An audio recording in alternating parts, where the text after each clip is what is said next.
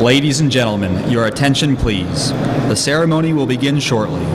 Please take your seat, silence all electronic devices, and refrain from all flash photography during the ceremony. Thank you.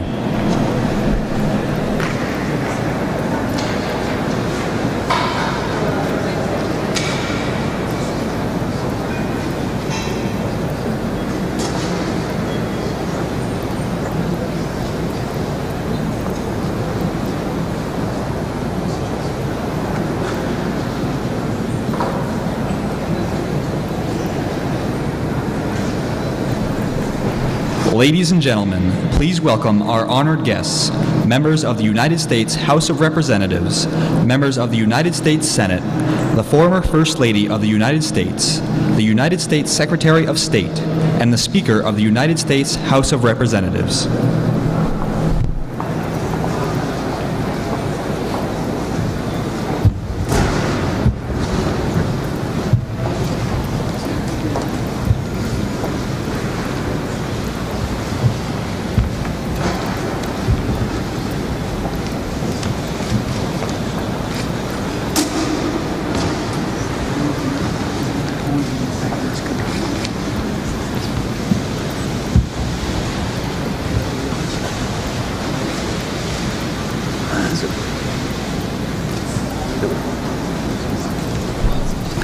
Ladies and gentlemen, the Speaker of the United States House of Representatives, the Honorable John Boehner. Ladies and gentlemen, good afternoon and welcome to the United States Capitol. This is a great day for the American people, and we're grateful for all of you that are here with us today. Since the days of the American Revolution, the United States Congress has commissioned gold medals as the highest expression of appreciation for distinguished achievements. The first Congressional Gold Medal was awarded to General George Washington in 1776 for liberating the city of Boston. And today, in accordance with H.R. 4286, we'll present a Congressional Gold Medal to Aung San Suu Kyi in recognition of her efforts to liberate the people of Burma. Today, we celebrate Ms. Suu Kyi's steadfast commitment to democracy, civility, and human dignity, and we do so in a manner worthy of these ideals.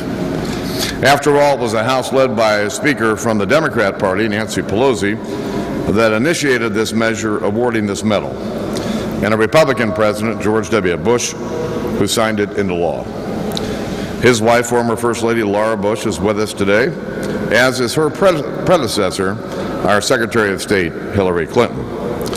Coming together in the spirit of mutual respect, steps from the chambers where we passionately debate the issues of the day, that's become almost second nature to us. But it is a blessing, and we'll hear over and over during the course of this ceremony, Ms. Suu Kyi is showing the world just how hard-won it really is. Ms. Suu Kyi, on behalf of the Congress, allow me to express how humbled and honored that we are by your presence here in the rotunda of the United States Capitol. Ladies and gentlemen, please stand for the presentation of the colors by the United States Armed Forces Color Guard, the singing of our national anthem, and the retiring of the colors.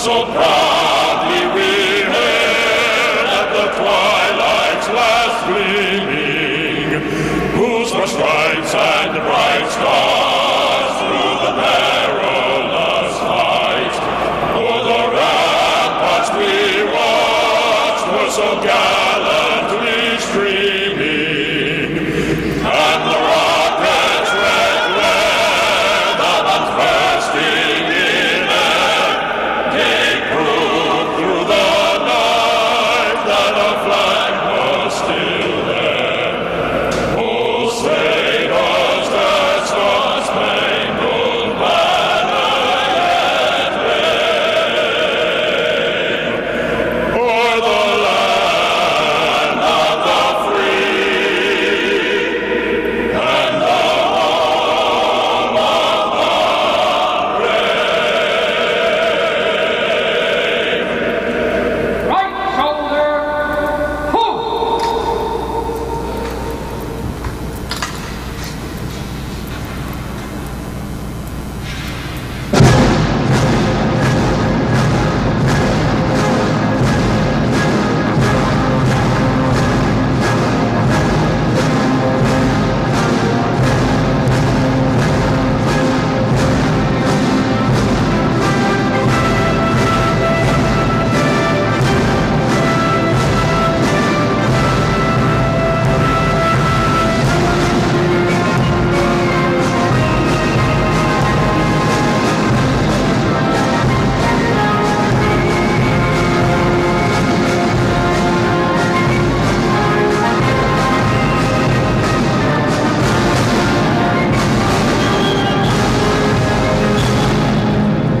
Ladies and gentlemen, please remain standing as the Chaplain of the United States House of Representatives, the Reverend Patrick Conroy, gives the invocation.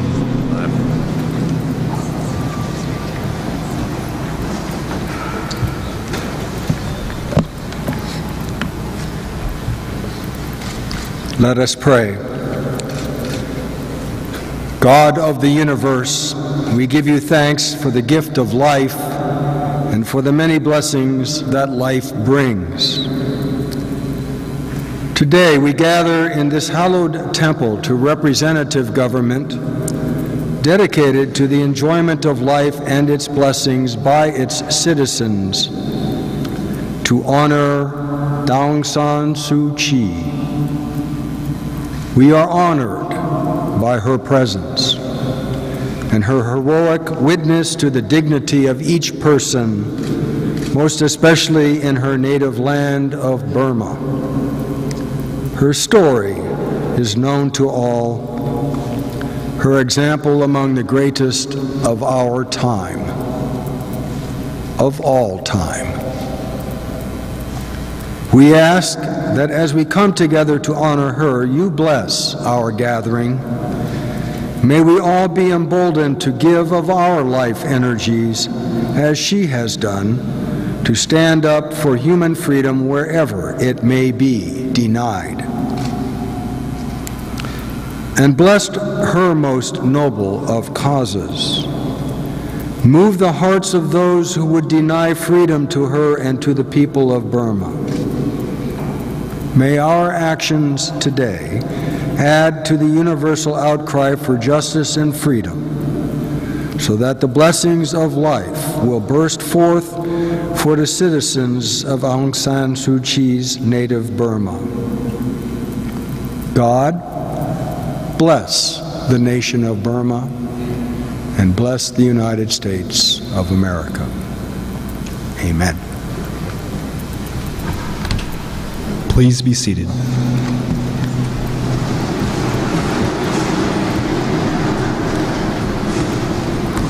Ladies and gentlemen, the representative from the 7th District of New York, the Honorable Joseph Crowley.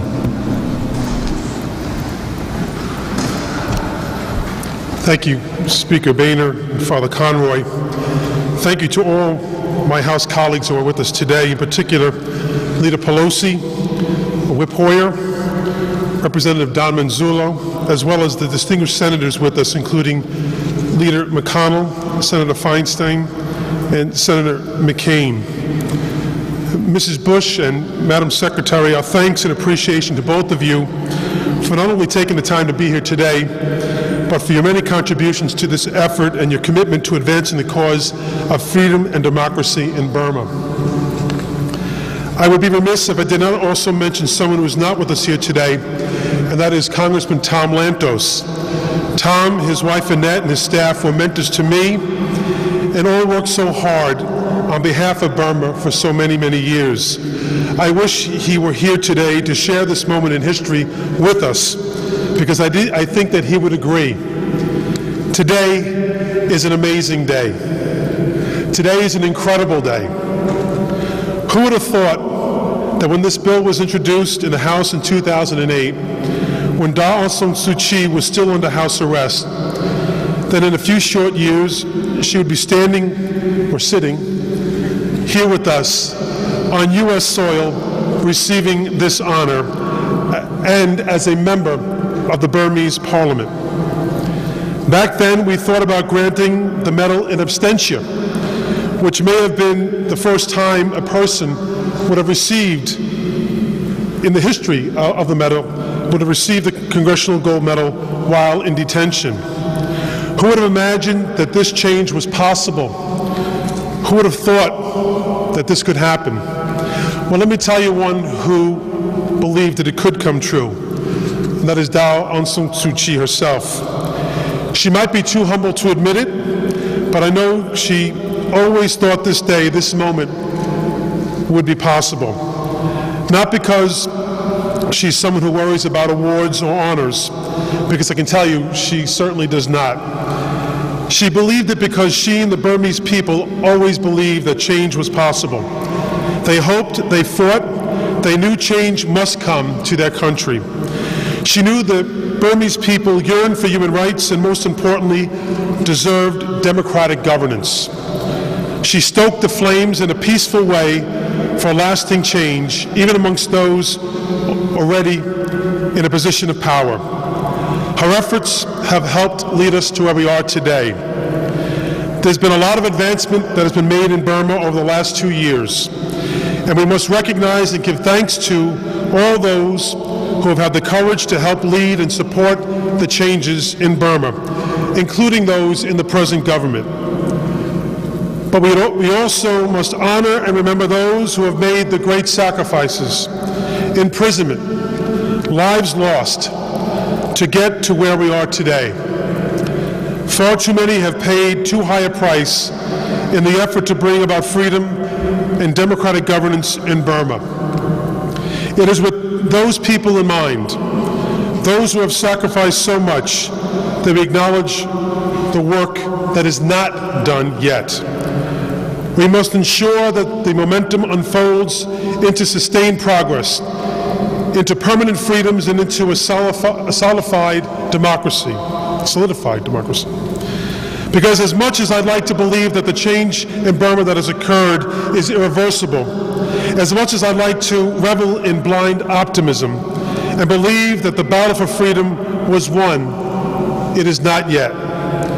The tides of progress can reverse just as easily as they flow if we do not remain vigilant and demand further progress. But let there be no doubt, today is a moment of joy, a moment to honor a genuine hero or heroine, someone who has endured solitude, someone who has been forced to watch others struggle and to suffer, someone who has put country before herself, someone who has inspired millions of others to stand up for human rights and for justice, someone who has given voice to a movement, someone who has led with unwavering commitment. That person is Daw Aung San Suu Kyi, and we are so very proud to stand here and honor you today.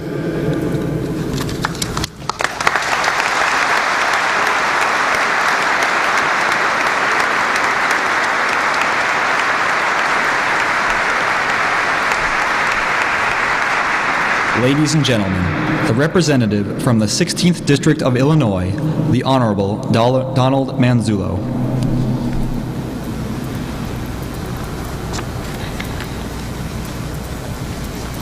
Mr. Speaker, leaders Rita McConnell, Secretary Clinton, Mrs. Bush, Daw Suu Kyi, distinguished guests, ladies and gentlemen, and my family.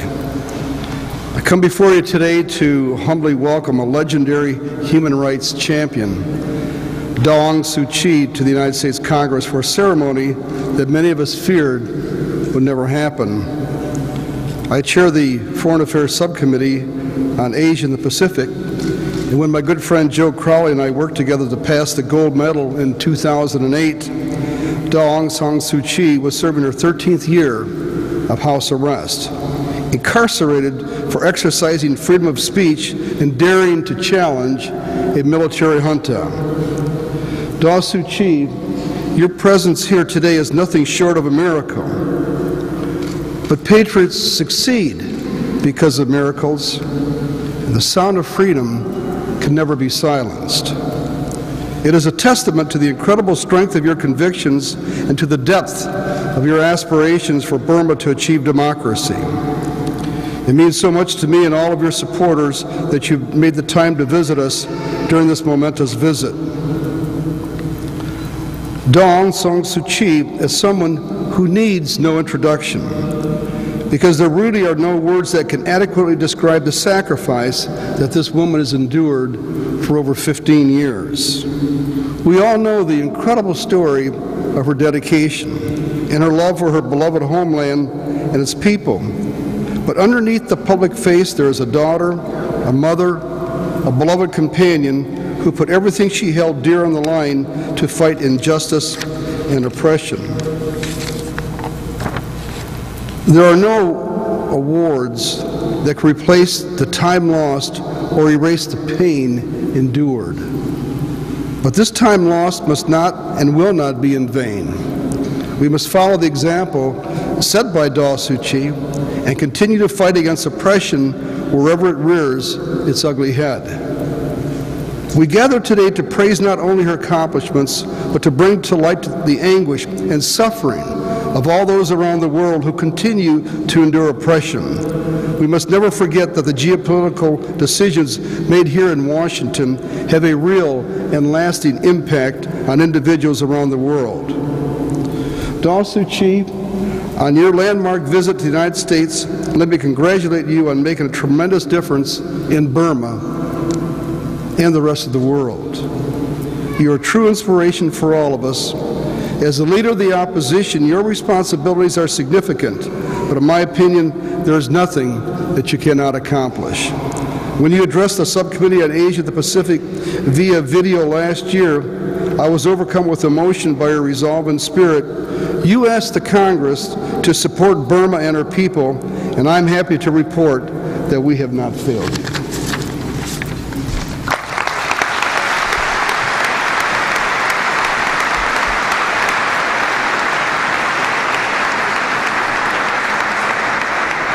Ladies and gentlemen, the Senator from the State of California, the Honorable Dianne Feinstein.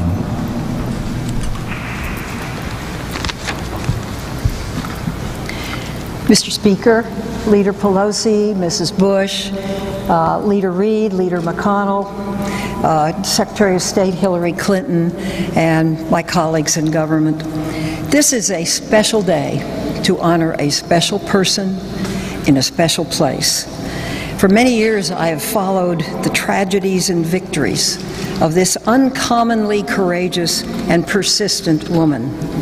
In 1988, she quickly rose to be the voice of democracy in Burma, creating the National League for Democracy.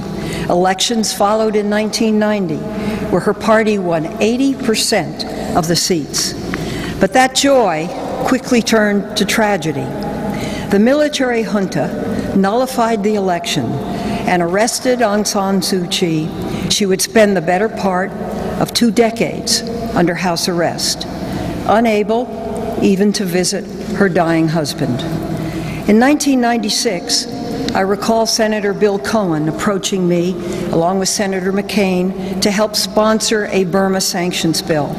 Sanctions were put in place in 1997 and only loosened in July of this year. Senator McConnell later became one of Aung San Suu Kyi's chief advocates in the Senate, and we continue to work on behalf of the people of Burma. In 2003, following an assassination attempt, Senator McConnell and I worked to pass an important ban that remains in place today, an effort to bring about further reform.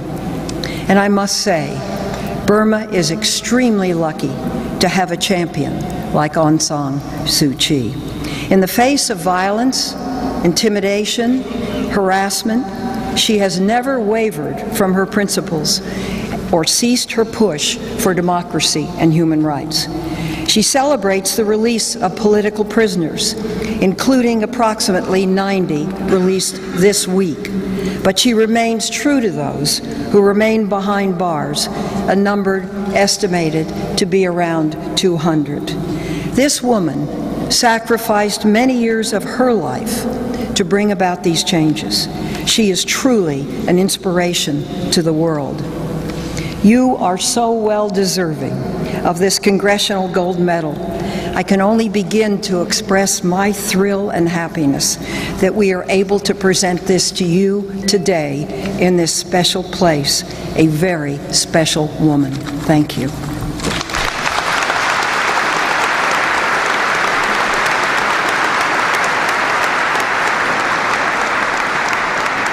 Ladies and gentlemen, the Senator from the state of Arizona, the Honorable John McCain.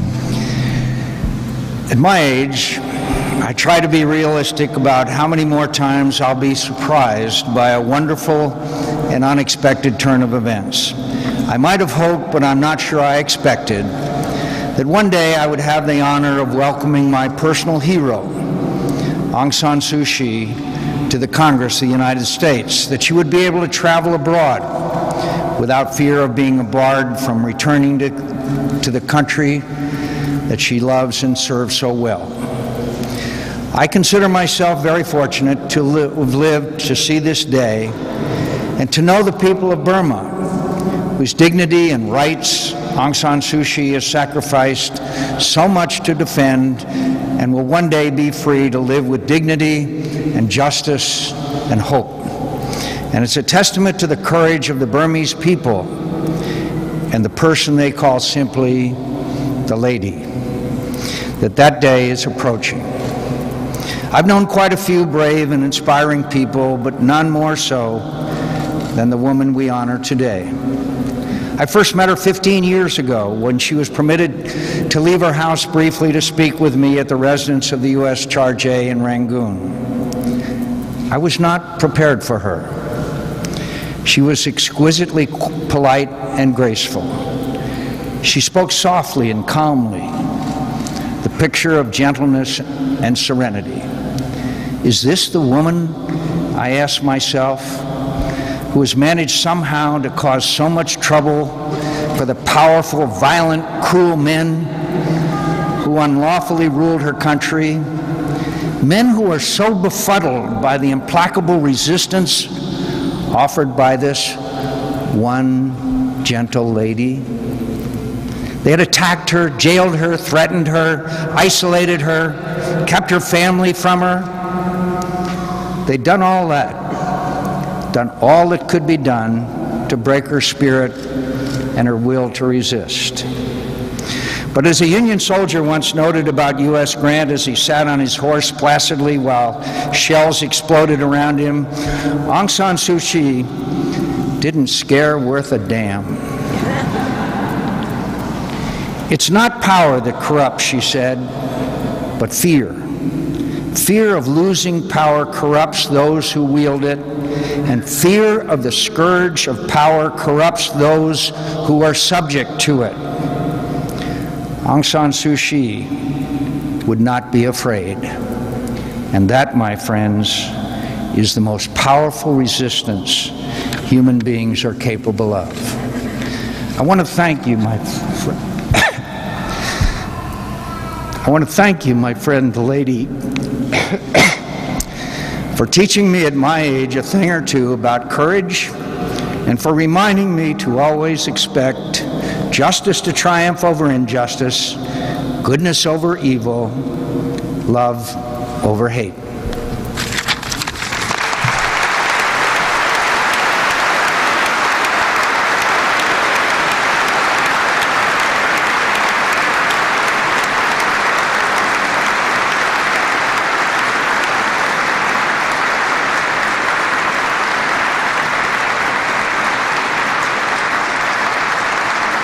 Ladies and gentlemen, the former First Lady of the United States, Mrs. Laura Bush.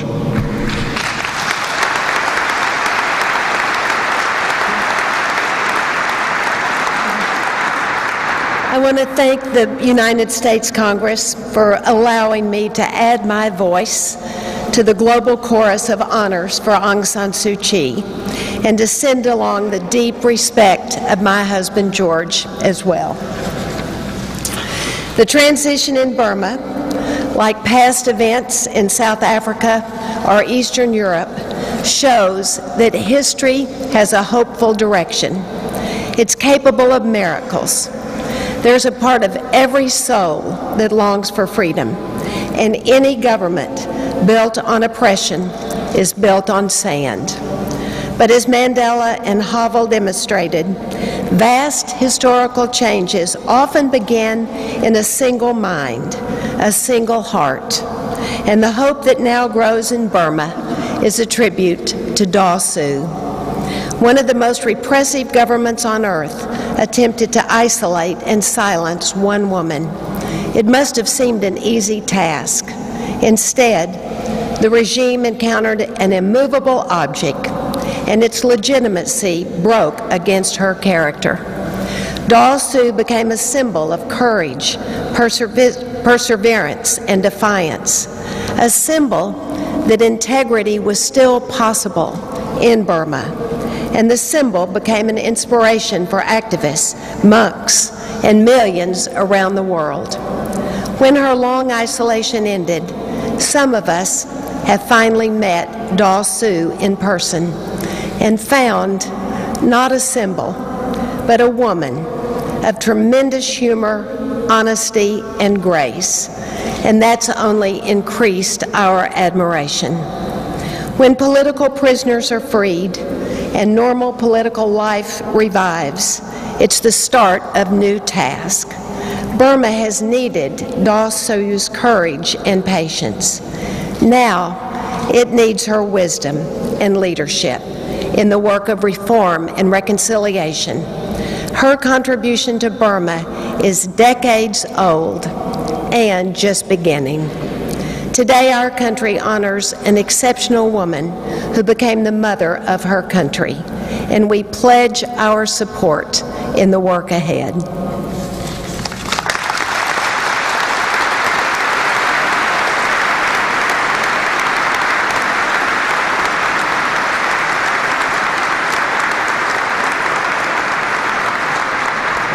Ladies and gentlemen, the Democratic leader of the United States House of Representatives, the Honorable Nancy Pelosi.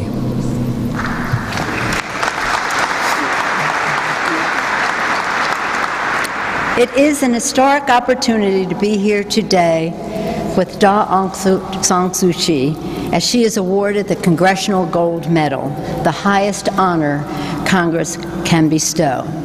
I join my colleagues, including the leader of this effort in the House, Congressman Crowley, in thanking Aung San Suu Kyi for her unwavering commitment to peace, nonviolence, and democracy in Burma.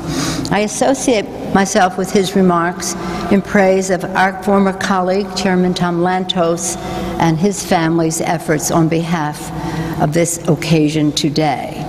It is appropriate to honor also, as we honor Daw Aung San Suu Kyi, the many Burmese democracy supporters, many from California, Senator Feinstein, who are with us here today.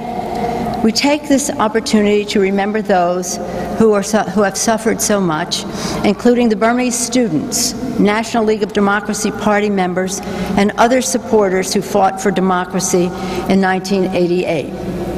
Members of the Burmese Parliament in exile who have worked tirelessly from abroad. The Buddhist monks who courageously rose up in the Saffron Revolution in 2007, and the internally displaced and ethnic minorities who have endured so much poverty and conflict. Today, as we bestow the Congressional Gold Medal on Aung San Suu Kyi, we honor them all with this ceremony in the rotunda of the United States Capitol. It doesn't seem so long ago, and it wasn't, that women leaders and members of Congress gathered to honor Aung San Suu Kyi on her 50th birthday. She could not be with us that day, but Secretary Albright was a Secretary of State, and she is with us today, and we're so honored. We all agreed that day as we sang Happy Birthday so loudly that we thought that you could hear us. And it was important that you know how well we wished you, but we also wanted the rulers in Burma to know how strongly we felt about you, as well as how hard we were willing to fight for you.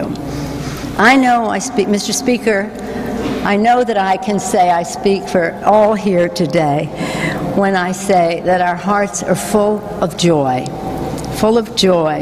to celebrate Aung San Suu Kyi's leadership in her presence. It is indeed an honor to be in her presence. Her presence here today is remarkable. When we passed the gold medal legislation in 2008, as was said, it was thought maybe it would be given in absentia, but Aung San Suu Kyi knew better. She knew that if we waited a bit, we could celebrate in this way. It is a symbol of the progress in Burma. It is a sign of the bond between her and the United States. More than 15 years ago, she said to the world, "Please use your liberty to promote ours." With sanctions and boycotts, with rallies and legislation, and with direct dialogue and engagement, we did. The Obama administration and Secretary Clinton are to be commended for their policy of engagement that has produced real progress on the long road toward democracy. What an honor for us that the Secretary is here. What a great honor it is for us that Mrs. Bush is here bringing the greetings of President Bush. The United States has stood and stands with the freedom-seeking people of Burma in their just cause. I'm proud to say that Northern California is home to the largest Burmese population in the nation. The New Yorkers think they may be. We're not competitive around here. San Francisco has been a leader in promoting democracy for Burma and for supporting Aung San Suu Kyi.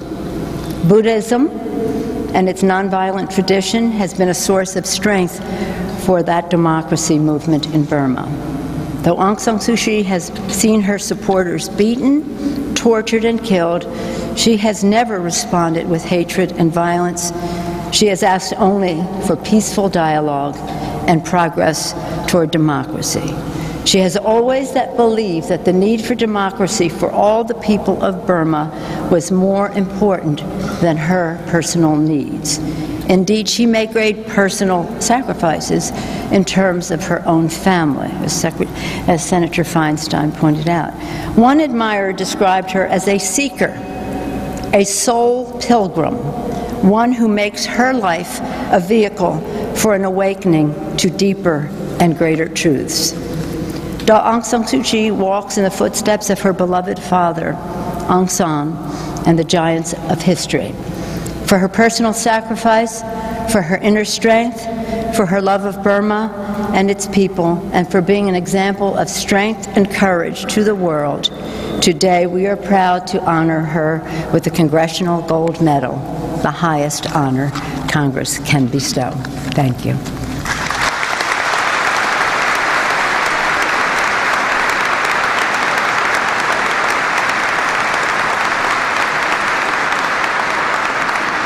Ladies and gentlemen, the Republican leader of the United States Senate, the Honorable Mitch McConnell.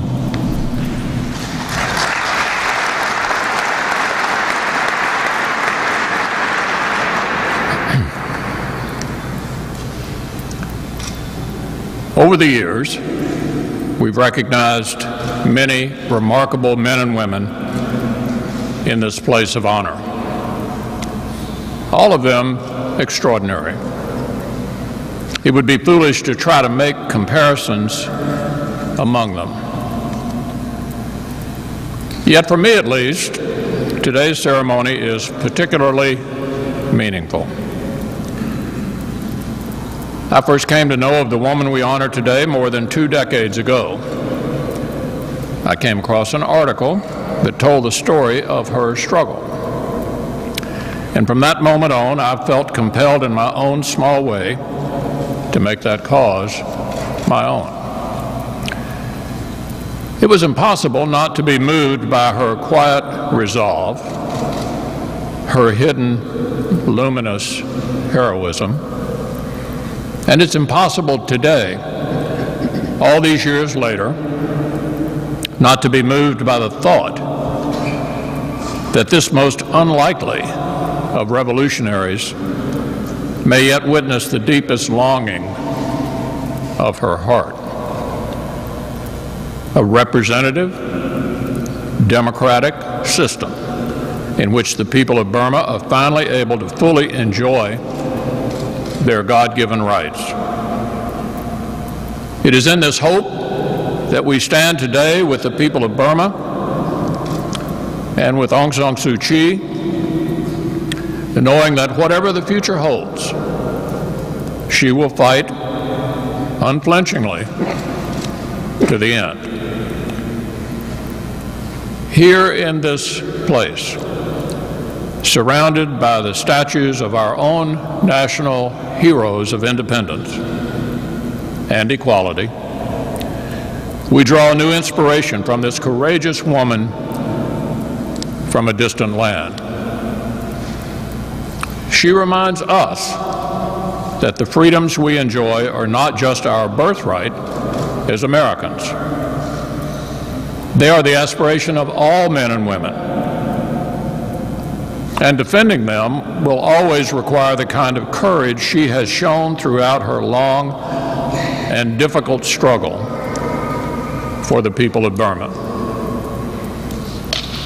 There are many examples of that courage, but I think my favorite took place on August 26, 1988.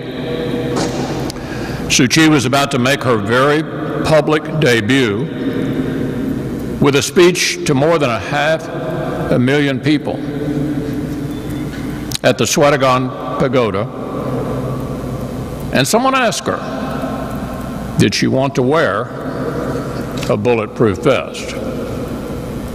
Why? She answered, if I was afraid of being killed, I would never speak out against the government. It's easy to throw flaming bottles from a passing car or from behind a mask. It's easy to spray bullets from a tank at an unarmed mob. The woman we honor today chose a far more difficult path, the path of Gandhi, the path of Dr. Martin Luther King, the arduous path of idealism, peaceful resistance, civil disobedience, of voluntary renunciation for the sake of future generations she would never know. The path of hope. It was not the life she wanted, but it was, she knew, her calling. And she has been faithful. We are honored today to stand with you, my friend, for the noble cause that you embody.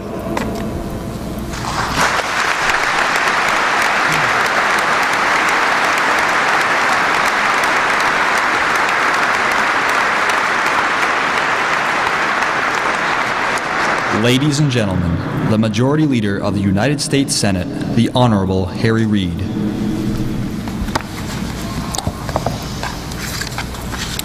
Today, the people of Burma and the United States honor Aung San Suu Kyi for her personal sacrifice and her dedication to spreading freedom and justice, not only in Burma, but the world.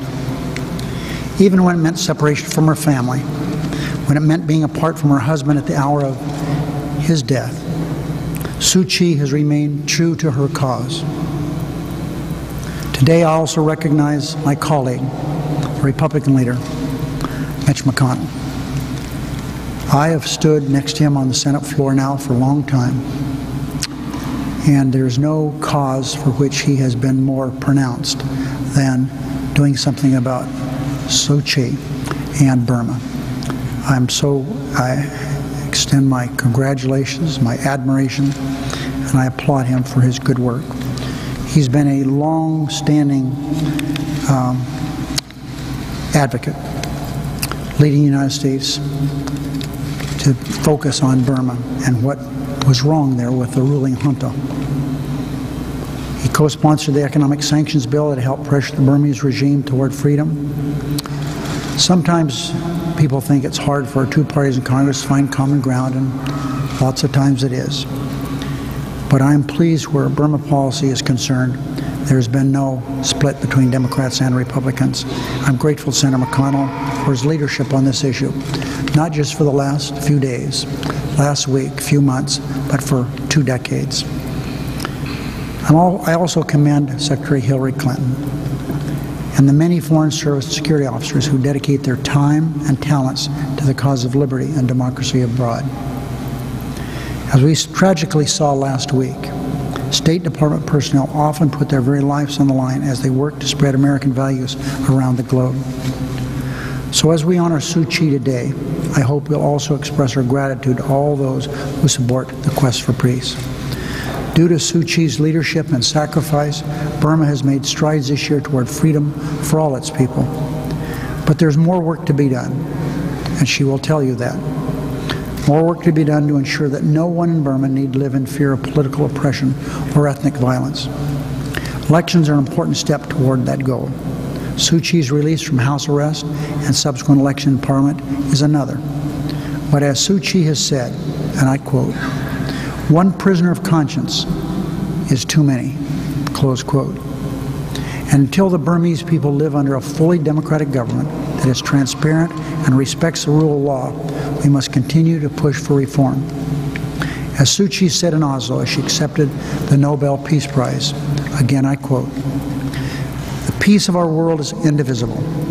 As long as negative forces are getting the better of forces anywhere, we're all at risk." Close quote. So every citizen of the world, including those who live in the freest and safest conditions, owes a debt of gratitude to the brave and selfless souls who put their lives on the line for democracy and freedom. There's no better example of that than the guest we have here today.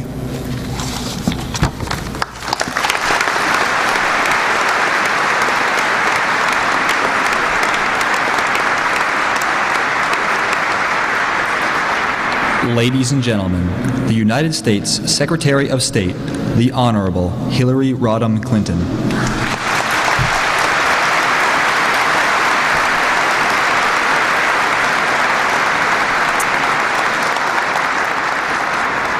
"17 years ago, as we were in Beijing on behalf of the UN conference concerning the rights of women, we thought about many of the women around the world who could not be with us, but whose presence was a strong message of the values that we were promoting, values that were not just American values, but universal values. Madeleine Albright left that conference in Beijing, taking with her a poster signed by all the Americans and a few others who we gave the opportunity to sign, to take that poster to Burma to give to Aung San Suu Kyi, to let her know once again that there were many of us around the world supporting her in her cause, remembering her personally. When I was a member of the Senate and privileged to vote for the bill that we now see come to fruition in 2008, I never imagined that a year later I would be Secretary of State. But I was so pleased to have the opportunity to work with my colleagues, my former colleagues, in thinking about a new approach that the United States might take to try to see if there were any way to help move a transition forward, not only in honor of and furtherance of Daw Suu Kyi's life's work, but for the people of Burma. I reached out to Joe Crowley and Congressman Manzullo and my friends Dianne Feinstein, John McCain, and Mitch McConnell. I went to see Senator McConnell in his office. I said, Mitch, what do you think about seeing whether there is any opening whatsoever? And I was so pleased when he said, well, let's give it a try. Let's be careful. Let's proceed judiciously. On the way out of his office, he stopped and showed me a letter from Suu Kyi to him. We knew that at some point change would have to come, but whether it would be a year, a decade, or longer, no one could predict.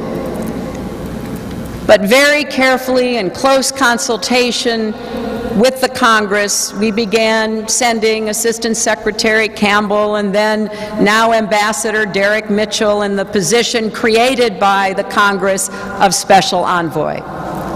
Listening, probing, seeing whether there was something happening.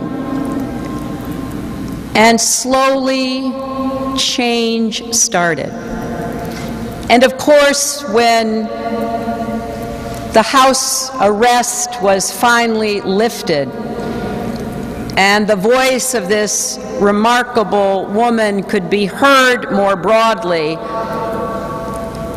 we knew that the United States had to be not only supporting the change, but carefully nurturing it to ensure that it did not end up being hijacked, detoured.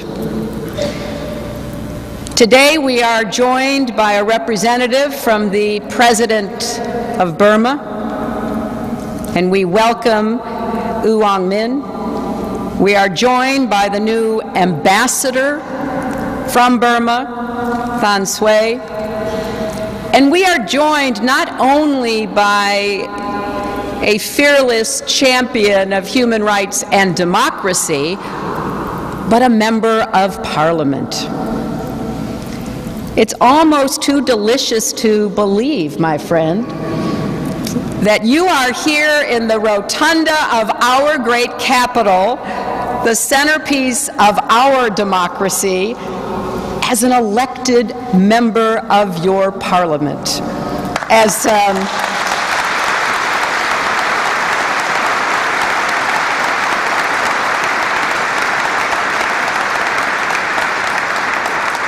And as Leader Pelosi, the leader of the political opposition, the leader of a political party. I am so deeply moved by what she has stood for and what she has represented, first and foremost for the people of her country, but for people everywhere who yearn for freedom, whose voices deserve to be heard. But I am also very impressed that she was not satisfied upon the release from house arrest to remain an advocate, a symbol, an icon. In many ways, that would have been the easiest path to take. Because if anyone understands how difficult politics is anywhere in the world, it is all of us in this chamber today. The to and fro of making decisions, of compromise, of reaching agreement with people that you don't agree with, and in her case, people who were her former jailers, is a great testament to her courage and fortitude and understanding of what Burma needs now. Last December, I had the great honor of visiting with her in the house by the lake where she was confined for many years. As we walked around that house and through the rooms, I remembered another visit I had made years before with Nelson Mandela, showing me his prison cell on Robben Island. These two political prisoners were separated by great distances, but they were both marked by uncommon grace, generosity of spirit, and unshakable will. And they both understood something that I think we all have to grasp. The day they walked out of prison, the day the house arrest was ended, was not the end of the struggle. It was the beginning of a new phase. Overcoming the past, healing a wounded country, building a democracy would require moving from icon to politician. In a time when politics and politicians are sometimes the objects of criticism and even disdain, it is well for us to remember people fight and die for the right to exercise politics, to be part of a democracy, to make decisions peacefully without resorting to the gun. That work of building democracy never ends, not here in the seat of the oldest democracy in the world, or in a country like Burma and its new capital of Naypyidaw, where the Speaker of the lower house, where Suu Kyi now serves, said to me, "Help us learn how to be a democratic Congress, a parliament." He went on to tell me that they were trying to teach themselves by watching old segments of the West Wing. I said, I think we can do better than that, Mr. Speaker. So as we honor her, a time that many of us feared would never happen, it's good to recognize that one phase of her work may be over, but another phase equally important is just beginning, and that the United States will stand with her, with the President of Burma and those who are reformers in the executive branch and the legislative branch, with the activists, with civil society, as they fan the flickers of democratic progress and press forward with reform.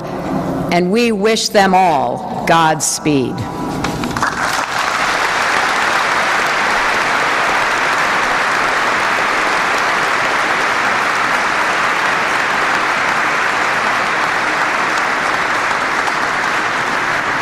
Ladies and gentlemen, the Speaker of the United States House of Representatives, the Honorable John Boehner.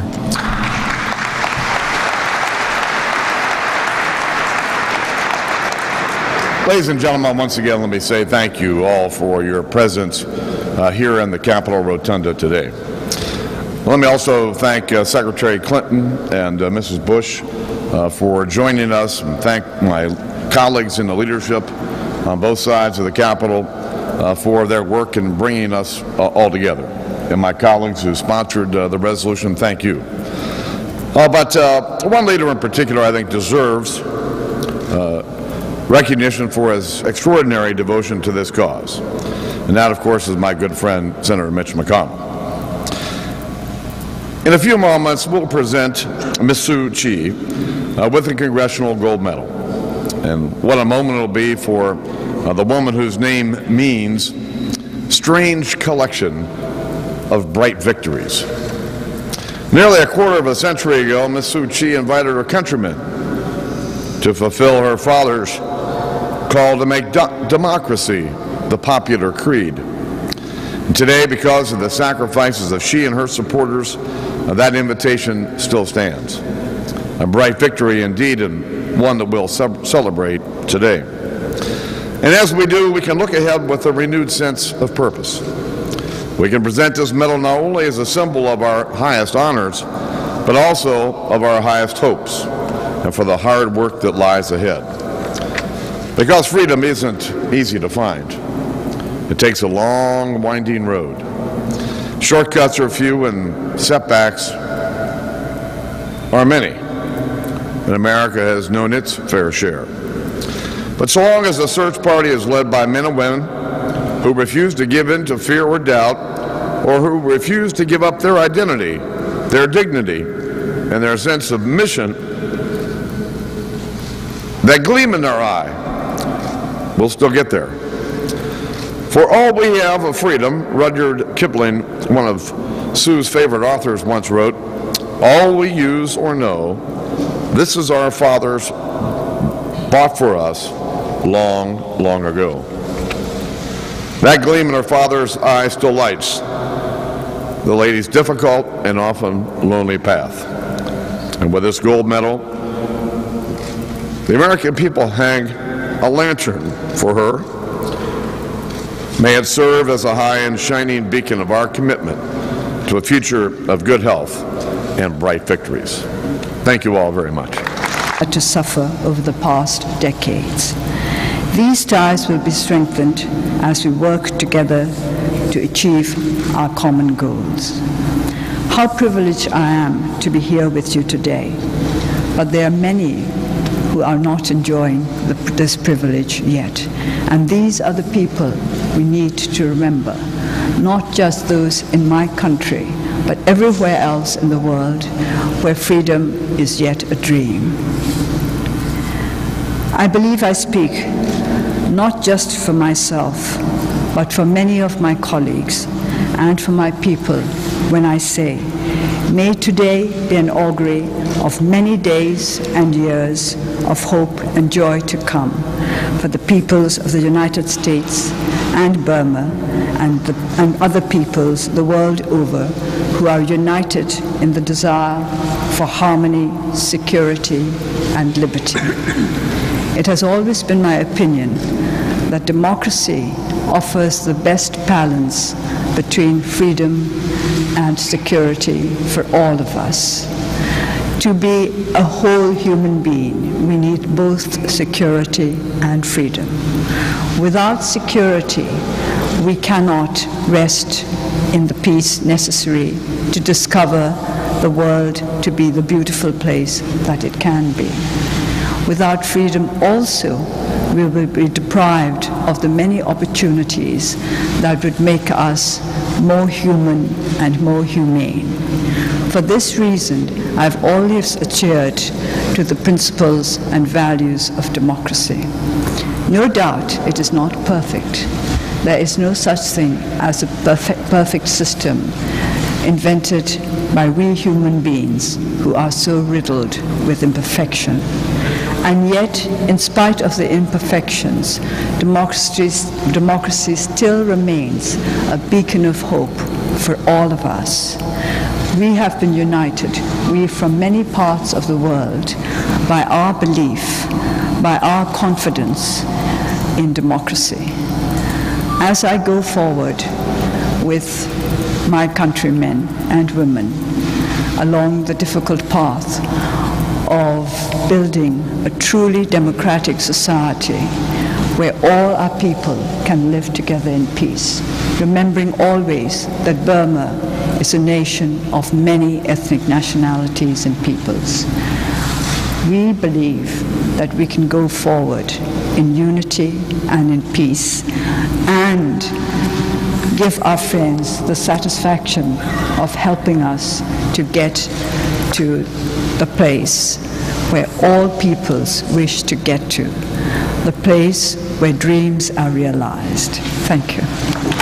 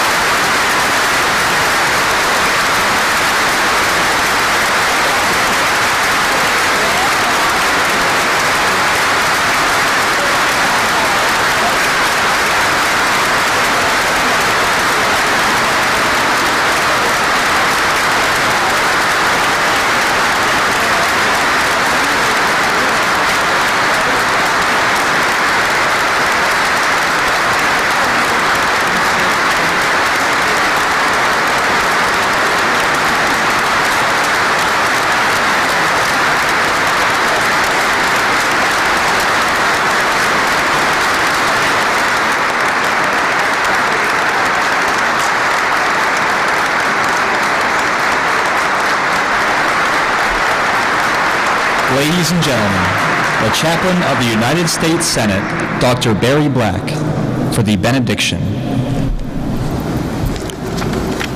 Let us pray.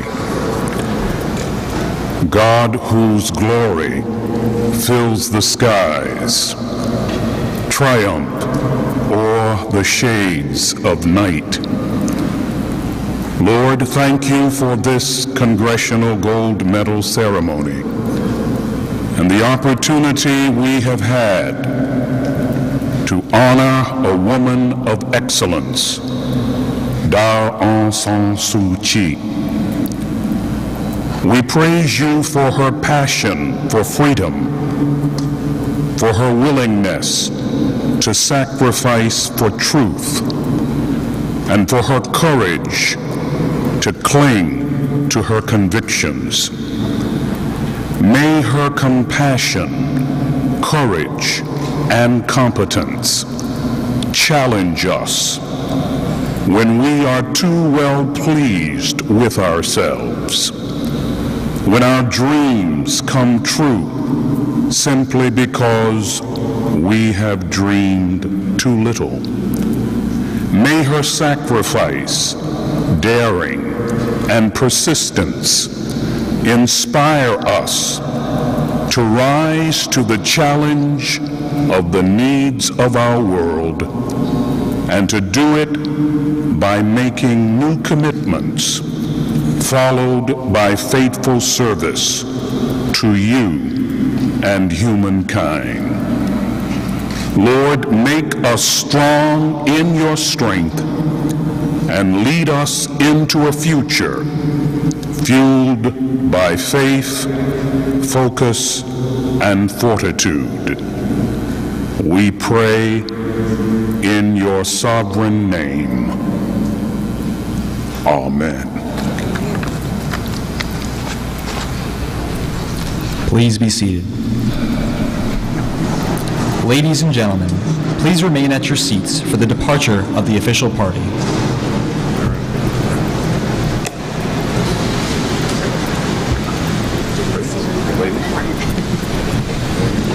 We'll follow you all out.